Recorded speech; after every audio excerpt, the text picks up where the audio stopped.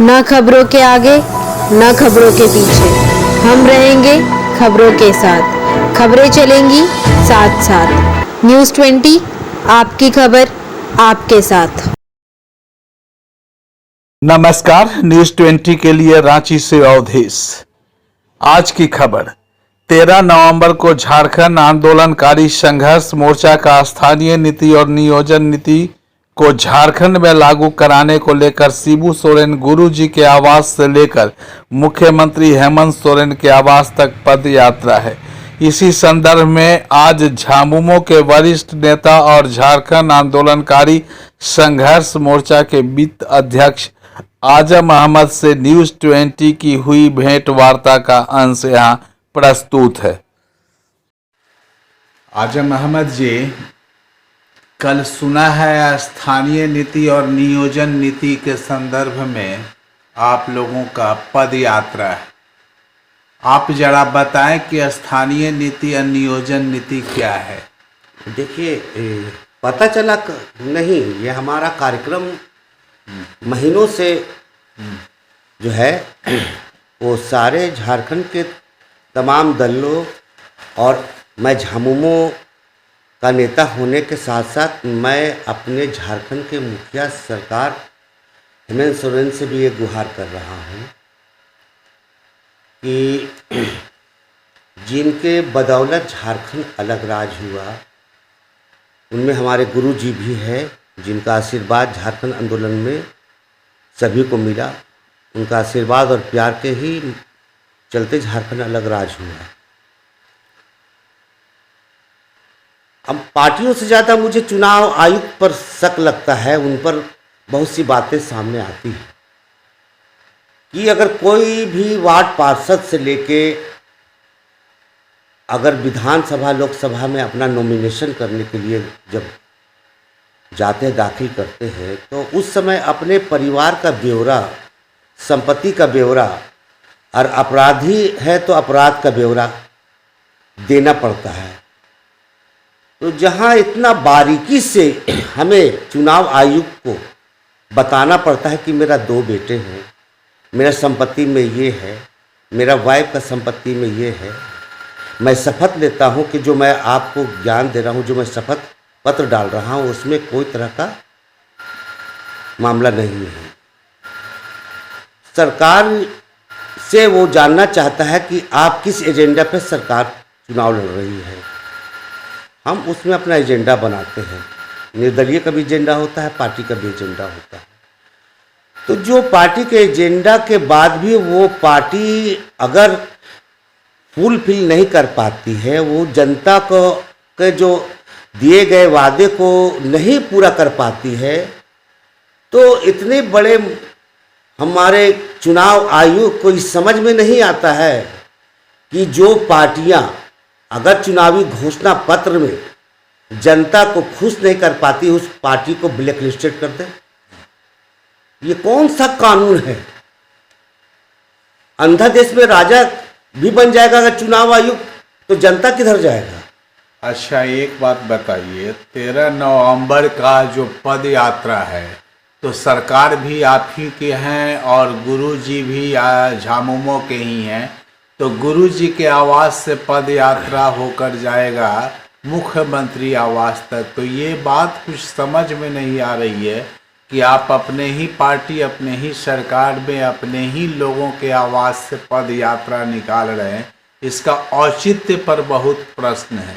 मुझे गर्व है हेमंत सोरेन पर कि जब भी कभी भी उनसे वार्ता करने का मौका मिलता है और चुनावी घोषणा के बाद हम लोग से विस्तार सब मिलते हैं, तो उनका एक बात ये होती है बैठक में कि अगर मुझसे कहीं कोई गलती या मुझे काम करने में थोड़ा सा कहीं रुकावट या मुझसे कोई काम छूट जाता है, तो मुझे याद दिलाना आपका धर्म है। तो आज मैं इसी विषय पर लेकर जो 13 तारीख की जो कार्यक्रम है, जो मान सम्मान, पहचान, पेंशन और नियोजन के लेकर जो मामला है, वह है धरती पुत्र के लिए, जो हम लोगों ने, हमारे जैसे लाखों लोगों ने झारखंड अलग लेने के लिए हर तरह की कुर्बानी देने का काम किया। आपने मुसलमानों से जिस प्रकार अलग झारखंड राज्य निर्माण के लिए आंदोलन किया, उसी प्रकार स्थानीय नीति एवं नियोजन नीति के लिए उल्लंघन करना होगा। मुसलमानों से विशेष तौर पर साथ मांगे जाने का मतलब क्या है? क्या साथ नहीं मिल रहा है? नहीं नहीं नहीं, एक बात एकदम छोटी सी बात थी जिसको आपने अच्छा किया पूछ लिया। ये देखिए, देश प्रेमी और देश में रहने के बाद भी देश के साथ खिलवाड़ दो तरह का होती है। मेरा देश से रहा मामला, मेरा अपना झारखंड प्रदेश से रहा मामला। आप जब दिल्ली के गेट में देखिएगा और वहाँ पढ़िएगा कुर्बानी देने वाले का नाम, तो आपको पता चल जाएगा कि इस विषय को मैंने क्यों रखा। झारखंड में अगर सही में चिन्हितीकरण सही से हो जाए तो यहाँ भी आप देखिएगा कि मुसलमानों की भागीदारी अलग राज्य में क्या रहा। इसीलिए मैंने अपने भाइयों से, अपने समाज से बोला है कि अब समय आ गया है, क्योंकि जिसके कंधे पे सरकार चल रही है उनका नाम है कांग्रेस, और कांग्रेस कभी भी झारखंड हितैषी नहीं रहा। उनके सरकार में, बिहार सरकार में जब भी हमने आंदोलन का बिगुल फूका, या तो मुझे जेल में ठूस दिया गया या तो मुझ पर प्रहार हुआ लाठियों से। मैंने कहा है कि जितनी सरकारें झारखंड में बनी सबकी लाठियां हमने खाया है। अच्छा, एक बात बताइए, पब्लिक यह जानना चाहती है स्थानीय नीति एवं नियोजन नीति का क्या मतलब है? स्थानीय नीति क्या है, नियोजन नीति क्या है? देखिए, हर प्रदेश का एक नियमावली होता है स्थानीयता। आप चाहे महाराष्ट्र चल जाइए, चाहे आप बंगाल चल जाइए, चाहे उड़ीसा चल जाइए, चाहे अभी कट के बिहार से जो कट के मैं हुआ हूँ उसमें चल जाइए। मैं मर्द मानता हूँ देश के अंदर बिहार के मुख्यमंत्री नीतीश कुमार जी को, जो 1 महीना पहले उन्होंने कहा कि बिहार के अंदर छोटी या बड़ी जो भी नियुक्ति होगी वो होंगी बिहार के लिए। देखिए, मर्द उनको कहते हैं। मैं वही पूछना चाहता हूं झारखंड में उन कांग्रेसियों से और हमारी सरकार से कि आपका जो मैनिफेस्टो में था कि हम तमाम उन आंदोलनकारियों को मान सम्मान दूंगा जिनके बदौलत आज मैं झारखंड के सरकार में बैठा हूं। मैं विपक्ष के नेताओं से भी पूछना चाहता हूं कि आप भी कभी झारखंड अलग राज्य के हितैषी नहीं थे, लेकिन जब हम लोगों ने लेने का काम किया तो आपने भी यहाँ जाति उन्माद फैलाकर झारखंड सरकार को बर्बाद कर देने का काम किया। आप कॉन्ट्रैक्ट बेसिस पे लेने का काम किया। आप उस नियोजन को यहाँ पर स्थानीय नीति तय करने की बात की, उसके बाद आपने डोमिसाइल ला कर कह दिया। हमने कई बार सर्वदलीय बैठक में मुख्यमंत्री हमने बाबूलाल मरांडी से कहा कि आप 2 हटा दीजिएगा, ये मिसाइल है। आपको स्थानीय नीति तय करने की बात मैं कर रहा हूँ। 1982 जो कोड हुआ था बिहार विधानसभा में, उसको लागू करो। बिहार में लागू है, यहाँ क्यों नहीं लागू होगा?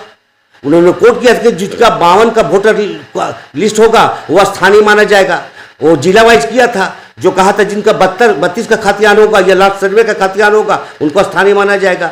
और जिन परिवार को अगर घर जगह जमीन नहीं होगा उन लोगों को 5 पंचायत के लोग कह देंगे, प्रमुख कह देंगे, ये मैं इनको जानता हूँ, बरसों से रह रहा है, इनका पुरखों को मैं जानता हूँ, वो स्थानीय होगा।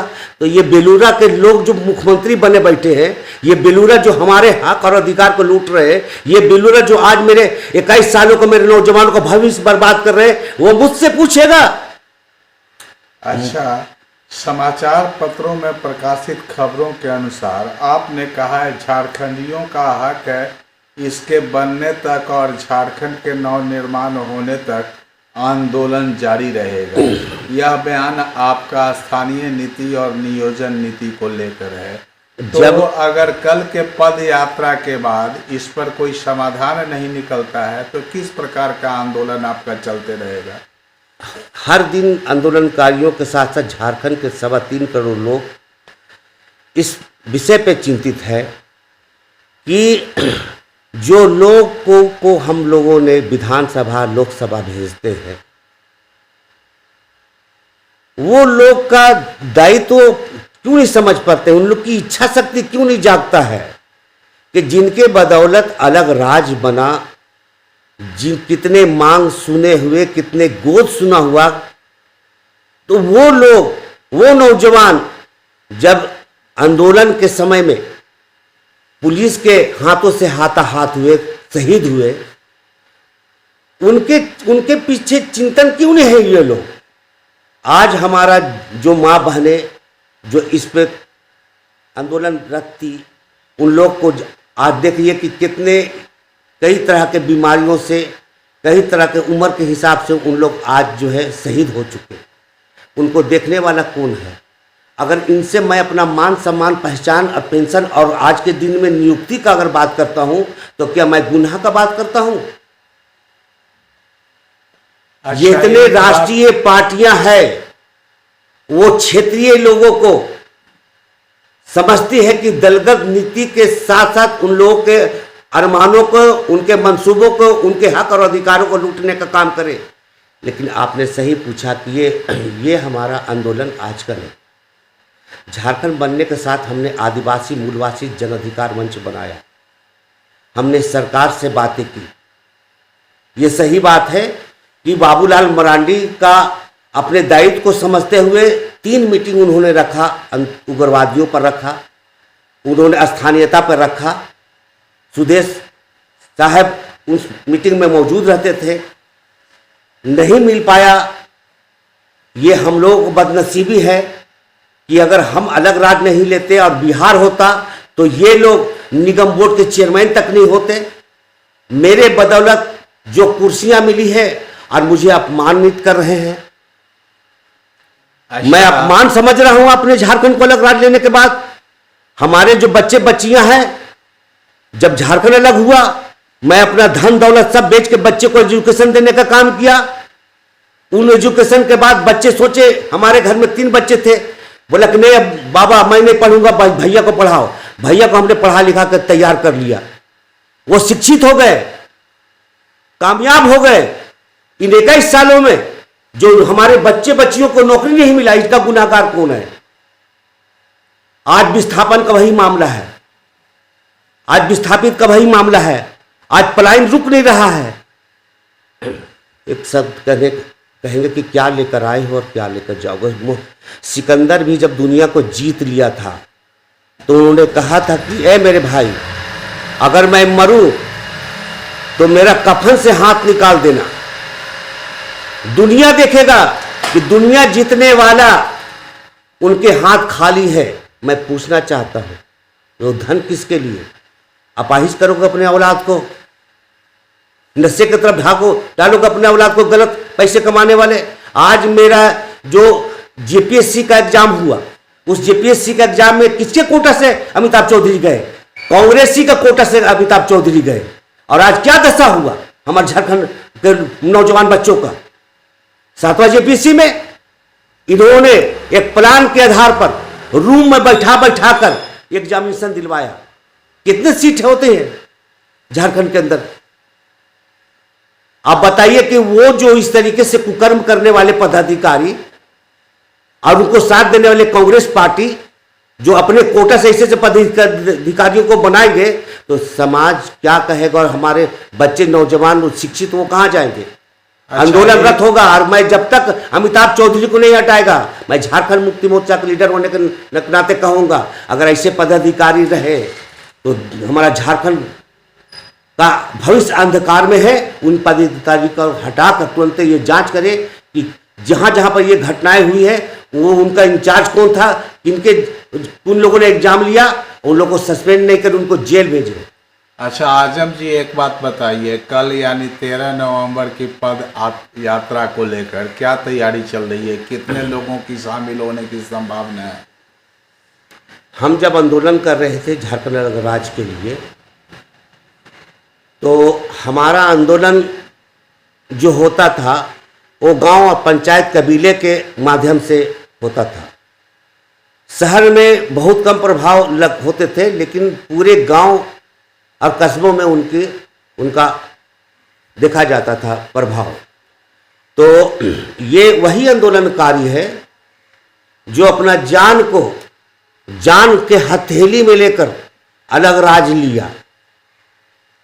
वो कल देखिएगा कि जो मेरा सरकार है और जिनके दबाव में वो काम कर रहे हैं या नहीं काम कर पा रहे हैं, कल इनका भी जवाब हमारे मुख्यमंत्री को देना पड़ेगा। मैंने इसलिए गुरु जी के स्थान पर से वहाँ पर इकट्ठा होने के लिए मुराबादी में कहा, क्योंकि हमारा गुरु जी पर आज से नहीं वर्षों से आस्था है। जैसे आज 3.25 करोड़ लोग आस्था के नाम पर कांग्रेस को वोट नहीं दिया, झामुमो को वोट दिया, और आने वाला दिन में भी कांग्रेसी यहां पर पनपेगा नहीं। अगर झामुमो का मुखिया मेरे छोटे भाई हमारे हेमंत सोरेन को अगर इतिहास पुरुष बनना है तो नीतीश कुमार की तरह, और आपको देखना होगा नरेंद्र मोदी भाई की तरह चलना, कि जब बहुमत में आया तो देश दुनिया का तख्ता पलट दिया। आप जो उनको मन में आता कि ये अच्छी चीज़ है वो करने का कोशिश करता है। मैं चाहता हूं कि हमारे मुख्यमंत्री विधानसभा के सत्र स्पेशल बुला के ये लाए, और मैं देखना चाहता हूं कि हमारे झारखंड आंदोलनकारियों और झारखंड हितैषी कौन है। मैं देखना चाहता हूं कि 32 के खतियान लाओ, मैं देखना चाहता हूं कि लास्ट सर्वे के खतियान लाओ। उसके बाद मैं देखना चाहता हूं उन विधायकों को जो मेरे मंसूबे, मेरे आंदोलन और मेरे कुर्बानियों को जो आघात पहुंचाना चाहते हैं, किसमें हैसियत है, कौन सा विधायक है, कौन सा एमपी है, उसको भी मैं देखना चाहता हूं। अपने मुख्यमंत्री से कल कहूंगा। कल के आंदोलन का कुछ प्रभाव पड़ेगा आपके सरकार पर? देखिए, सरकार अगर सजग है और सरकार अगर अपने परिवार के ही लोगों से और जो उनको सजेशन देते सलाहकार, अगर कल के आंदोलन के बाद अगर सलाहकार उन्हें सही दिशा देंगे तो अगले 20 साल तक मेरा पार्टी को कोई नुकसान नहीं कर पाएगा। और कल का जो मेरा पद यात्रा है, जो हमारे मुख्यमंत्री के निवास तक जाने की कोशिश करेंगे, उनको ज्ञापन सौंपने की कोशिश करेंगे, उसमें अगर बाधे पहुंचाए गए तो जमीनी लड़ाई लड़ेगी झारखंड आंदोलनकारी संघर्ष मोर्चा। वो क्या होगा अंजाम वो बाद में होगा। और अगर मैं जानता हूं, मुझे पूरा विश्वास है कि हेमंत सोरेन किसी दबाव में काम कर रहे हैं। अब मैं उनसे कई बार कहा, हमारे कई बार संघर्ष मोर्चा के लोगों ने कहा कि तुम झारखंडी बेटा हो, तुम अबुआ दिसम का बेटा हो, अबुआ राज का बेटा हो, तुम सिद्धू कानू का वंशज हो, तुम बिरसा मुंडा का वंशज हो। सबसे बड़ी बात तो है कि आपका 40 साल का संघर्ष करने वाले, जिनको भीष्म पितामह कहा जाता है झारखंड का, आप गुरु जी के लड़के हो। आप किसी से मत घबराओ। आपके पूछे पूरा 3.25 करोड़ लोग आस्था दिखाए हैं, विश्वास दिखाए हैं। आपको कभी आपके सर को झुकने नहीं देंगे। लेकिन आपको ये सोचना होगा कि आंदोलनकारी आज अपमानित हो रहे हैं, उनके बच्चे भीख मांग रहे हैं, कहीं सब्जी बेच रहे हैं, कहीं मजदूरी का काम कर रहे हैं, कहीं ठेला का काम कर रहे हैं, कहीं अंडा बेच रहे हैं। इसका जवाब तो आपको देना पड़ेगा। चलिए, बहुत बहुत धन्यवाद आपको न्यूज़ 20 की ओर से।